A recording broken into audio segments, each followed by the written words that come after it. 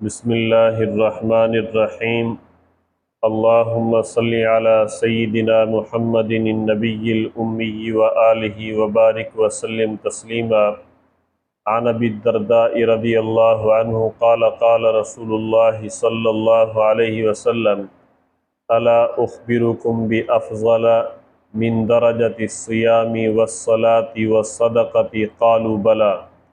حضرت ابو الدرداء رضی اللہ عنہ سے مروی ہے، فرماتے ہیں ارشاد فرمایا رسول اللہ صلی اللہ علیہ وسلم نے، کیا میں تمہیں ایسا عمل نہ بتلاؤں جو درجے کے اعتبار سے نفلی روزوں، نفلی نمازوں، نفلی صدقات یعنی نفلی عبادات سے درجے کے اندر بڑھا ہوا ہے؟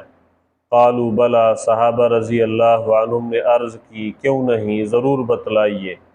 قال اصلاح ذات البین، نبی علیہ السلام نے ارشاد فرمایا آپس کے تعلقات کی اصلاح کرانا یہ نفلی عبادات سے درجے کے اندر بڑھا ہوا ہے۔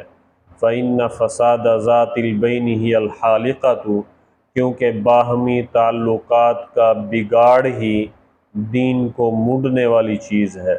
دعا ہے اللہ تعالی ہمیں امت کے اندر اخوت و محبت کو بانٹنے کی توفیق نصیب فرمائے۔ وما علینا الا البلاغ المبین۔